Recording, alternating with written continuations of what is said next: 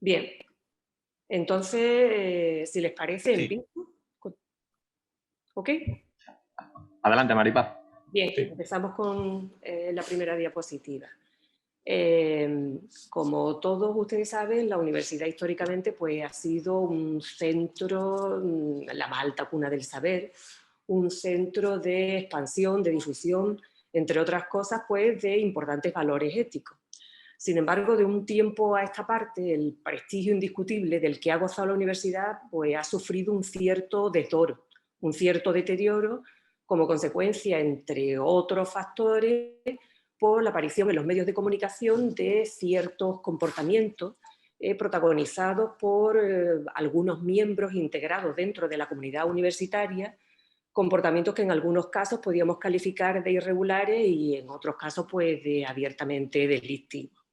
Entonces, la universidad tenía que adoptar un comportamiento proactivo frente a este tipo de actuaciones, no solo con la finalidad de recuperar la imagen perdida, sino también para cumplir con exigencias normativas que venían impuestas tanto en el orden interno como en el ámbito internacional.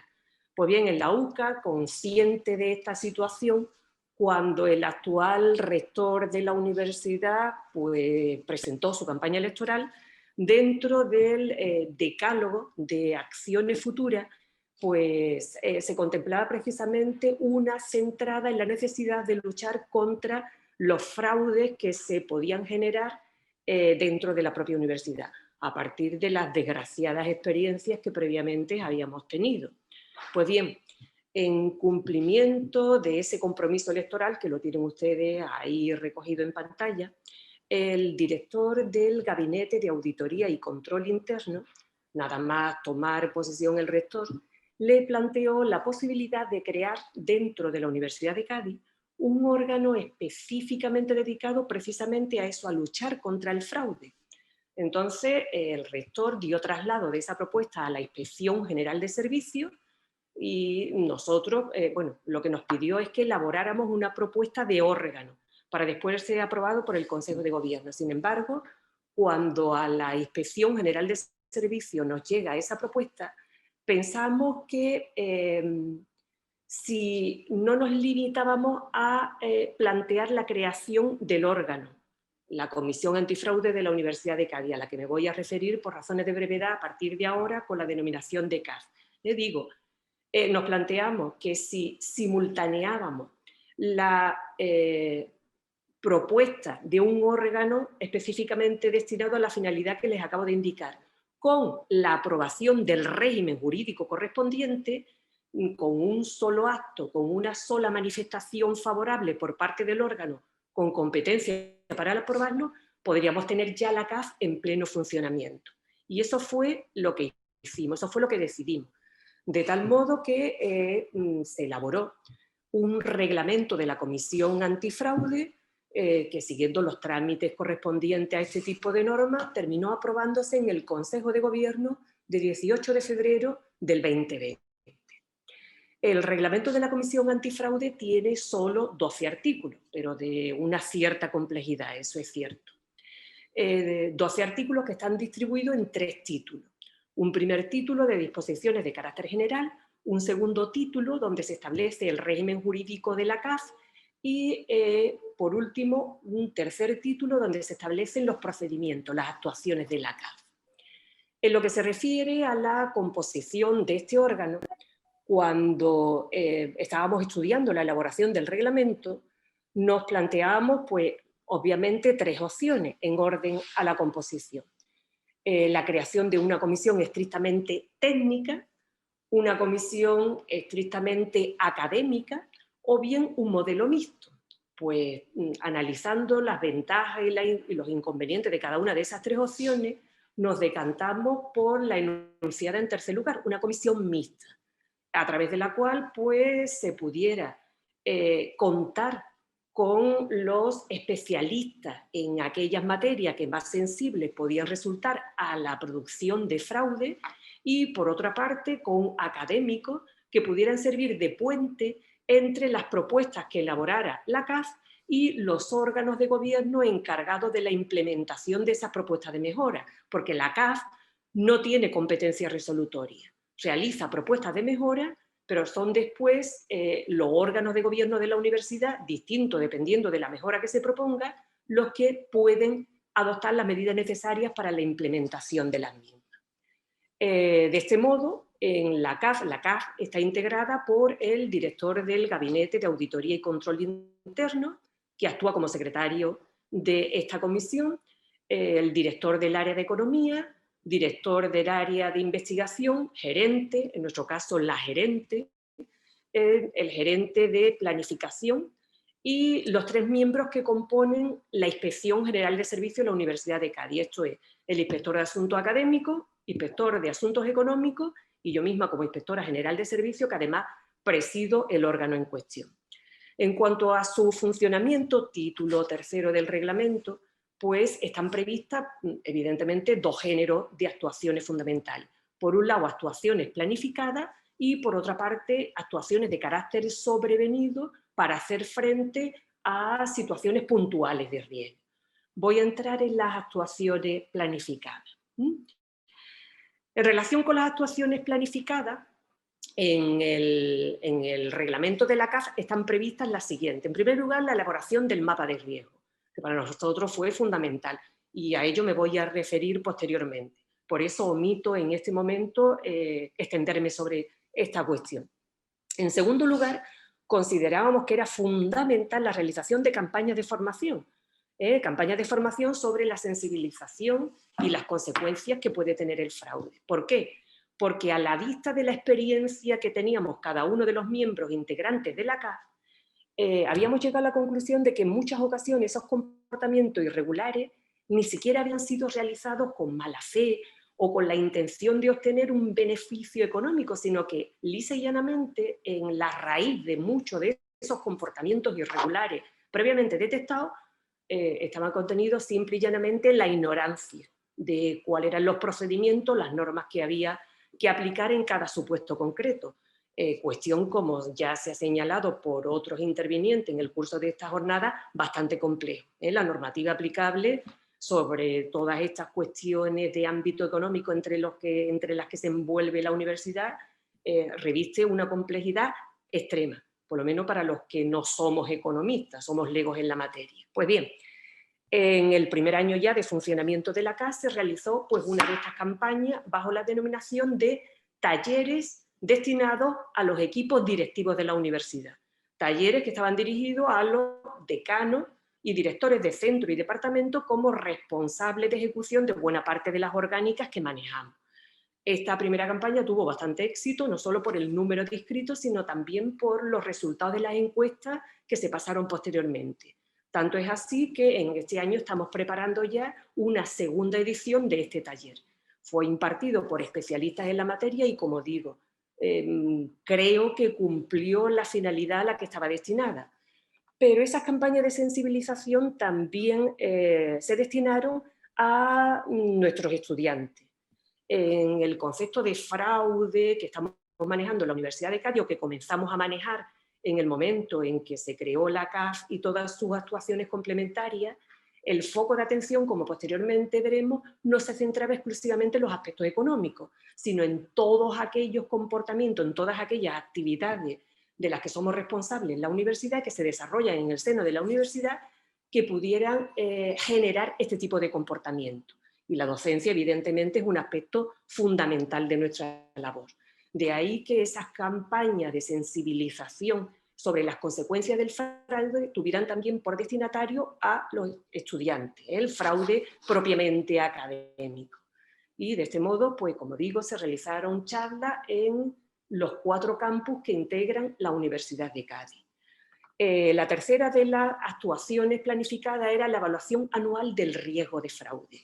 Y esto pues se realizó y tendremos que continuar realizándolo, aportando toda esa información en el informe que anualmente la Inspección General de Servicios tiene que presentar al Consejo de Gobierno de nuestra universidad y al claustro de la Universidad de Cádiz. Y por último, la realización de propuestas a los órganos de gobierno. Esto lo consideramos que era fundamental porque de otro modo la elaboración del mapa de riesgo carecería de sentido. se estableció todas estas propuestas de mejora dentro del mapa de riesgo, insertándola dentro del mapa de riesgo, al que me voy a referir, si les parece a ustedes, a continuación. Si pasamos a la siguiente, vamos a ver. La primera tarea que teníamos encomendada era la elaboración del mapa de riesgo. La inmensa mayoría de ustedes son técnicos en la materia y esta idea, esta noción del mapa de riesgo no les resultaría en modo alguno extraña. Pero para los que somos docentes, académicos, en mi caso concreto, en mi formación, yo soy catedrática de Derecho Civil, a mí esto del mapa de riesgo en línea de principio, pues la verdad es que no tenía demasiada idea ni siquiera de lo que era, no ya cómo se hacía. Entonces, con bastante paciencia, mis compañeros de la CAF me explicaron lo que era un mapa de riesgo y utilizamos algunos modelos. En los modelos a los que accedimos en el momento inicial de nuestro trabajo no eran mapas de riesgo universitarios, porque en ese momento concreto no conocíamos la existencia de mapas de riesgo puramente universitarios, procedentes de la universidad. Es cierto que posteriormente sabíamos que había una universidad, no recuerdo ahora mismo cuál era, pero desde luego no era una práctica ni común ni habitual en nuestro ámbito universitario. Entonces, una vez determinado, cuando nos explicaron qué era el mapa de riesgo, la siguiente función que teníamos que realizar, lo siguiente que teníamos que hacer era intentar acotar dentro de todas las actividades que se desenvuelven en el seno de la universidad, en qué nos íbamos a centrar, dónde poníamos el foco. Entonces, como digo, a partir de la propia experiencia de los integrantes de la CAF, consideramos que las materias que tienen ustedes enunciadas en esa diapositiva, los campos que aparecen en esa diapositiva, eran los que iban a centrar nuestro interés en nuestra primera versión del mapa de riesgos de la UCA. La elección de esas materias no era ni mucho menos casual, sino que obedecía pues, a la consideración de que esas materias eran las más sensibles a la producción de fraudes, como digo, a partir de la experiencia previamente acumulada. Entonces, una vez determinado el marco, el campo dentro del cual nos íbamos a mover, la siguiente tarea consistía precisamente en la elaboración del mapa de riesgo. En la siguiente diapositiva podemos ver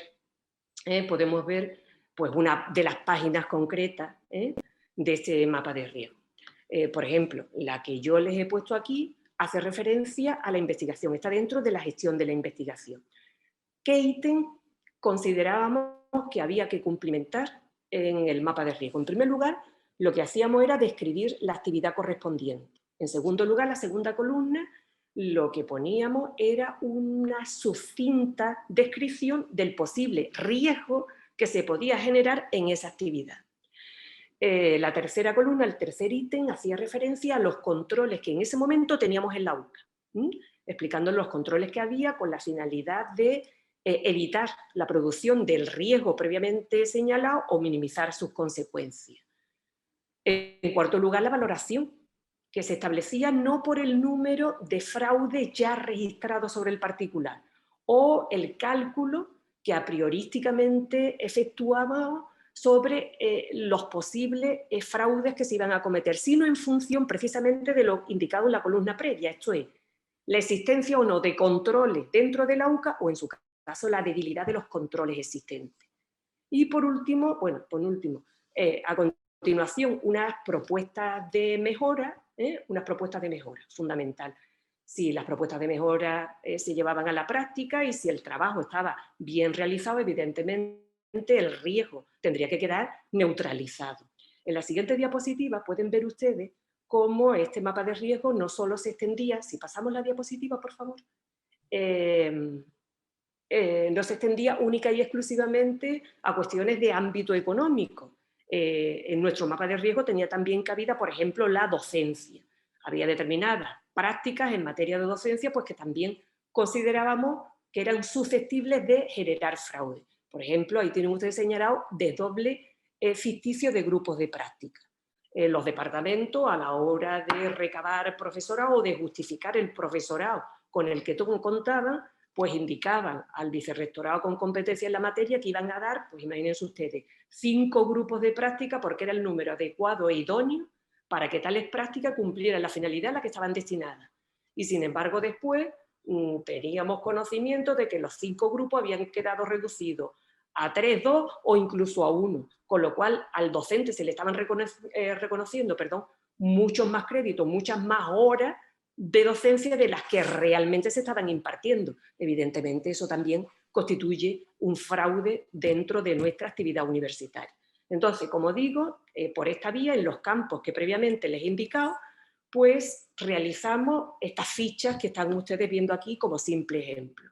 El resultado fue un documento, al final de la diapositiva creo que tienen ustedes la dirección de la web, ahí, en la anterior, perdón. En la anterior tienen la dirección de nuestra web, aquí al final, es que no se ve en pantalla. Ahí justo, eso azul. Gracias, Antonio, y perdona las molestias. La dirección en la que pueden ustedes, o a la que a través de la misma pueden acceder a nuestro mapa de riesgo íntegro, en todos los aspectos que hemos podido detectar, que hemos podido ver, al menos como digo, en esta primera versión del mapa de riesgo.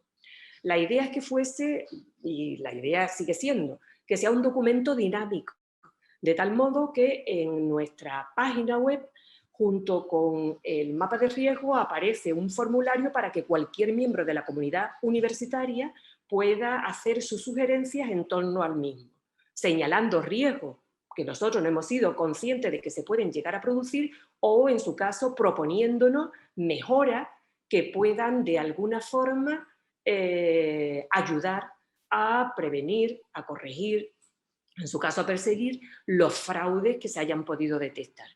Con eso ya teníamos el primer trabajo dentro de la Comisión Antifraude. Con esto tendríamos, por así decirlo, el diagnóstico del paciente. Pero evidentemente eso no es suficiente.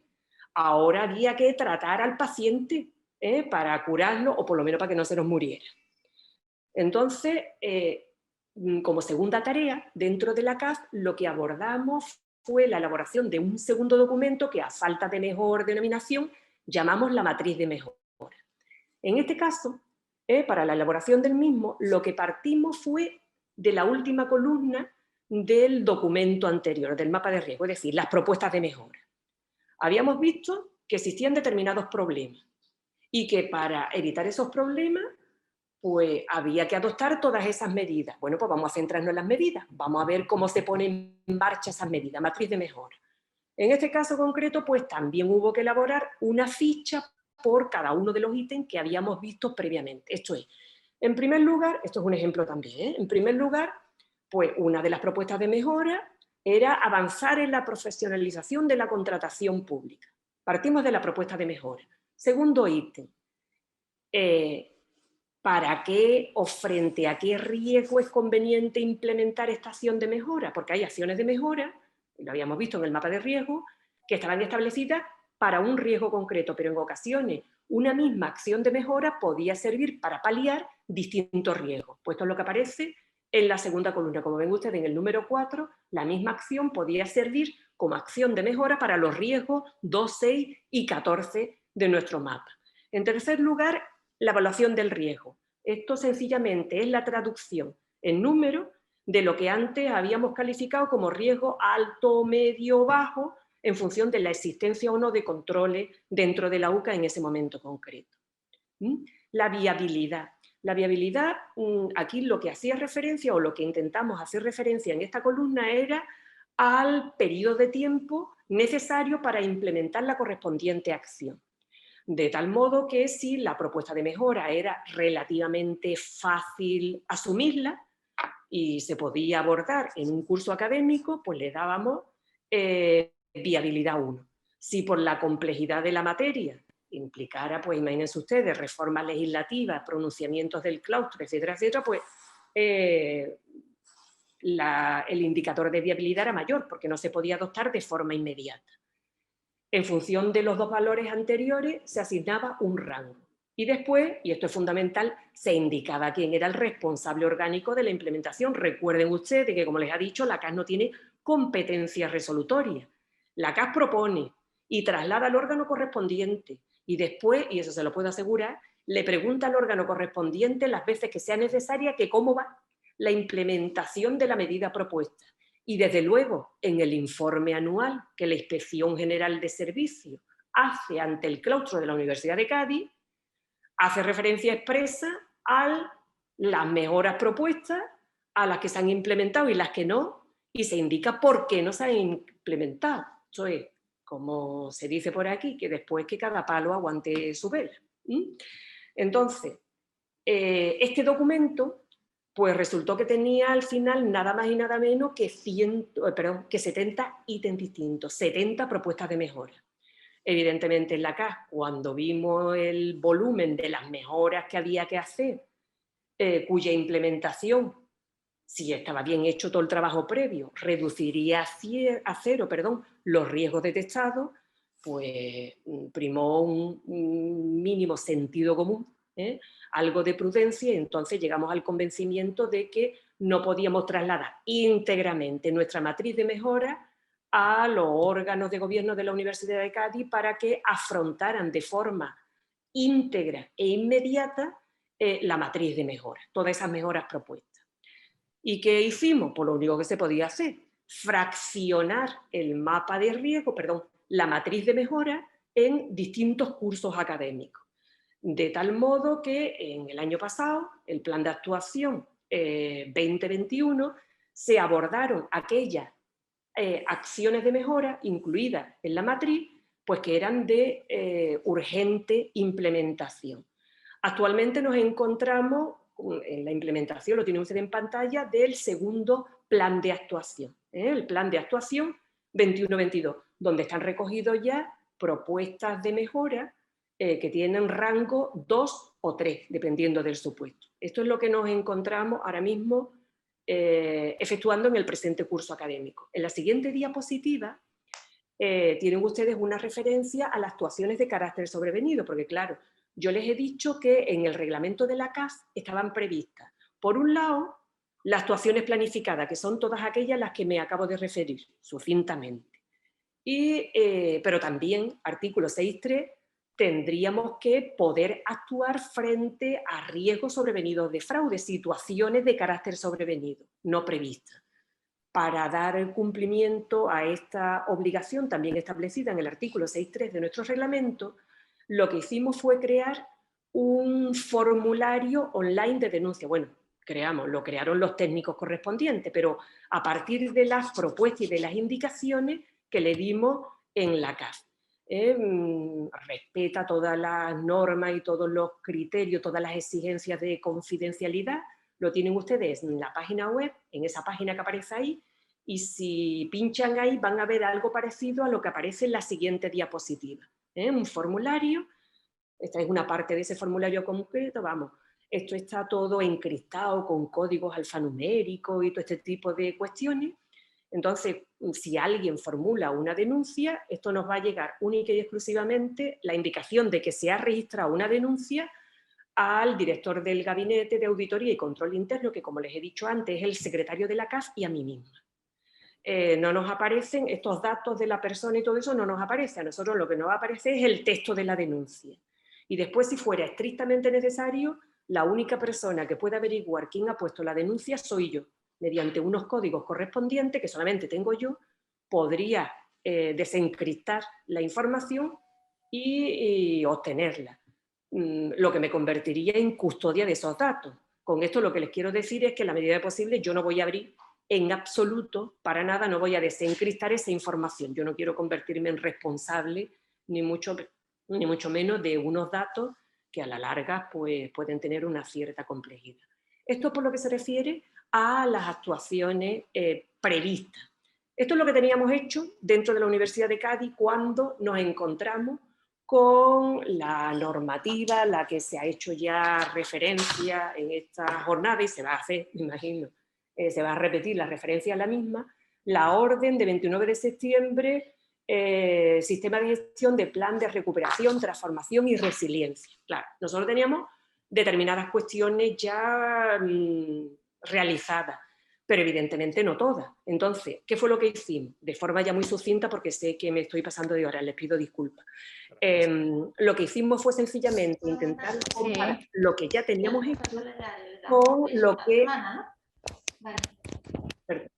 con lo que teníamos que hacer.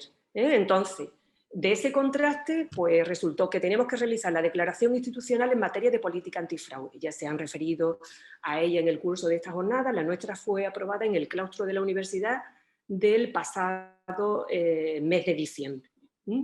Por otra parte, había que elaborar el plan.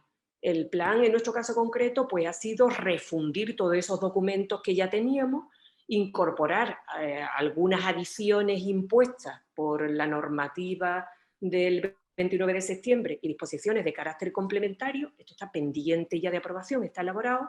Y por último, también redactar los modelos de declaración de ausencia de conflicto de intereses. Por cierto, interesantísima la intervención del señor que me ha precedido en el uso de la palabra. Nosotros lo teníamos ya hecho porque estaba incluido en nuestro mapa de riesgo, pero en relación con determinadas cuestiones concretas, en contratación pública. Y ahora el ámbito es más amplio. Entonces ya esos modelos están prácticamente aprobados, pendientes de discusión y se pondrán en marcha en breve. Y por lo que respecta, muchísimas gracias y le ruego disculpas por si me he extendido excesivamente. Magnífica exposición. Resalto dos cosas nada más. Primero, como nos has explicado, que esto es anterior, es una iniciativa anterior a la orden ministerial, con lo cual ya con eso, ya solo con eso, Maripaz, ya tenías el derecho a estar aquí. Y segundo, es integral, no limitado específicamente a ámbito fondos europeos, con lo cual es, un escenario al que deberíamos de acabar llegando todos, ¿no? Porque la idea es empezar por esto, por los fondos europeos, pero una vez que tiene el plan elaborado,